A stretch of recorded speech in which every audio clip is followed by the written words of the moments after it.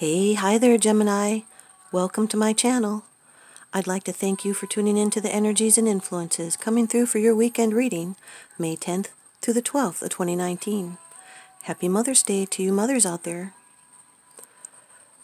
Gemini, this is Sun, Moon, and Rising and is a condensed general reading, so please only take those portions that resonate with you. Cross-watcher energies are interchangeable, and I invite you to subscribe, like, comment, and share. It really helps me out a lot, and it helps to bring your vibration into those future readings. I also send my intentions out for my community and my viewers. Please remember to check out that description box below. There is a free birth chart calculator at the bottom. Thanks, you guys. And after the reading is a take note moment. Okay, Gemini. Off camera, I've done a protective blessing. I've shuffled and meditated over these cards, just for you. Your first card, it's the general atmosphere. It's the background and the basis of the matter. Doesn't get any better than this, Gemini. Number 19 of the major arcana in the Rider-Waite deck, the Sun. This could be an Aries you're dealing with. In some cases, it's also a Leo. Sun, Moon, or Rising. That's why that birth chart calculator will help you out.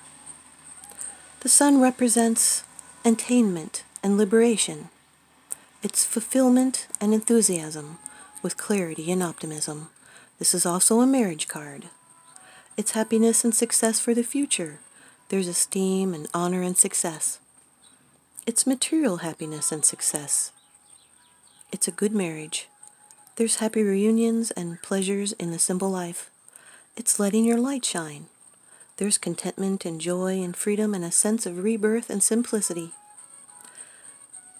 This is optimism and fresh opportunity, and it's bringing excitement. Everything becomes simple with this card, sometimes too simple. And now a cycle can begin anew.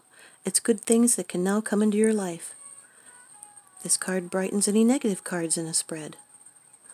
This is a new beginning, and nothing can hold you back except yourself. It's all systems go. This card reveals everything. And now you'll benefit by sharing your true feelings. The hard work is behind you. You'll be seeing the good in others, letting your light shine. You'll be looking on the bright side, expressing your inner child. You could be empowering others and seeing things more clearly. You can be achieving goals and cheerfully defying obstacles. So do what you feel excited and warm inside about. Your second card, and this is the energy that's crossing over your path. The King of Swords, Gemini. This can be you. It is air energy. Aquarius, Libra, or you, Gemini, Sun, Moon, or Rising, male or female. This is a real overthinker, and at times they're blunt and abrupt. They're a direct communicator and an absolute professional. Their decisions are based on careful thought, and they know their own truth, and they will not bend to peer pressure or societal norms. They're a good counselor. They speak with eloquence, and they give sound advice. They're always fair, and they always speak the truth, so listen for the correct approach. This is someone, they might not consider emotions of himself or others when they're in conflict with logic or ethics. They know something. They have a connection. And they might be just showing mental leadership. They could be thinking abstractly, writing or speaking with mastery, or upholding standards. They could be developing strategies, or establishing or enforcing laws and rules. Could be handling legal matters. This is someone taking action.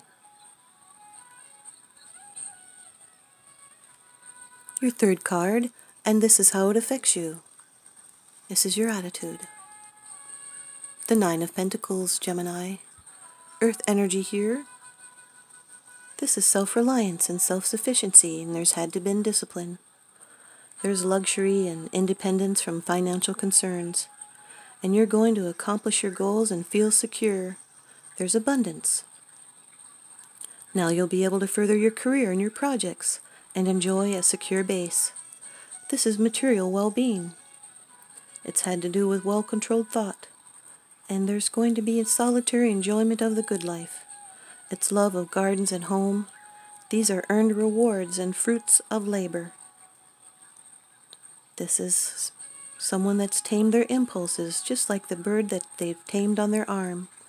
It may be a time to act with such discipline, because you will accomplish much by taming your instincts. It can also be a time of self-reliance, for taking charge of your own future. You may be craving more independence, or you may have already accomplished much and now it's time to indulge and pamper yourself. Sometimes you might give off the impression that you do not need anyone else. You're just someone who's able to enjoy the good things in life even though alone. It does not imply that you're devoid of relationships. It just says you're at peace within, and therefore you do not need constant companionship to feel contented. These are material benefits that are promised and appreciated. So material abundance is about to come into your life or has just recently been received. There's great satisfaction due to the reaping of your fruits of your labor.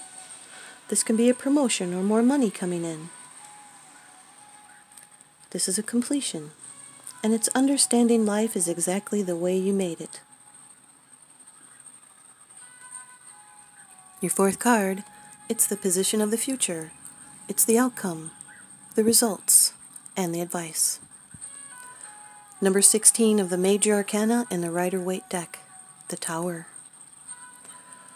The sun has lessened the negative effects of this card, but it's still a sudden shock. It could be a dramatic change, and here's that Aries again.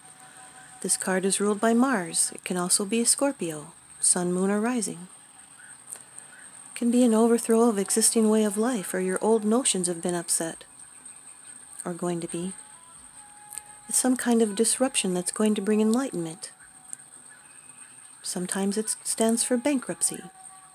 It could be an upheaval in your life. It may be violent or destructive, but it's an upheaval that releases pent-up emotions, and it brings liberation.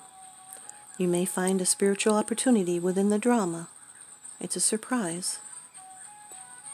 There's an action and release and shaking things up. It could be a shocking revelation. It could be the rekindling of a situation or a relationship that has long been ignored. You could be questioning beliefs. There's unseen forces at work here. This is sometimes, and it's an upsetting change. Could be something that needs to be restructured or deconstructed.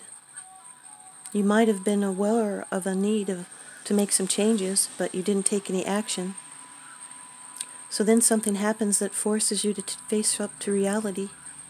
But whatever the disruption or adversity, it is for the best. Could be some kind of loss, personal or financial.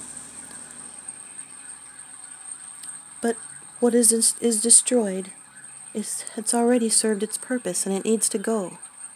So let it crumble and let the light in. Your fifth card, it's the bottom of the deck card, the underlying issue. This is what's unseen. The Three of Wands, Gemini. This is fire energy. This is waiting for something that's already been set into motion. It's expectation.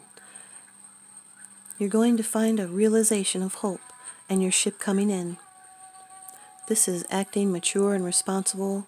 It's working on already established patterns, and others are going to be responding to you in a positive way. This has to do with foresight and long-term plans and things that have already been set into motion. It's no turning back now, and there's a bright future ahead, so it makes it a good time to let go of past hurts. This can indicate travel, but growth is certain. This is a project that's about to be completed, and benefits are being reaped from enterprises. And even though something's been achieved, there's still some more to do yet, but your efforts are rewarded. Just like the Nine of Pentacles has promised. This is expanding your horizons. And in love, make that first move. This is sorting out what you want to achieve and what others are expecting of you, and what your actions bring about. This is someone strategizing and planning. It's acting on intentions, exercising creative powers, managing operations, could be gathering input, delegating, and thinking, and planning. Could be planning travel. There's optimism here. There's still more opportunities coming, so stay the path, because with your confidence, you achieve. Here's your advice from the Oracle deck, The Sacred Traveler by Denise Lynn. Gemini, you got great adventure, and take the risk. Venture forward. Gemini, at the end of your life, you're more likely to regret the things you didn't do than the things you did do. Take some risks. Not every risk enables success, but if you don't try, you'll never know. By stepping out of your comfort zone, you'll discover new talents and abilities. Playing it safe in the long run is no safer than venturing forth with glee.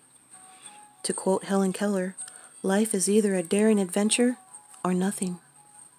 And the Sacred Traveler wants you to know that hoist your sails, catch the trade winds of adventure, and enter the open seas.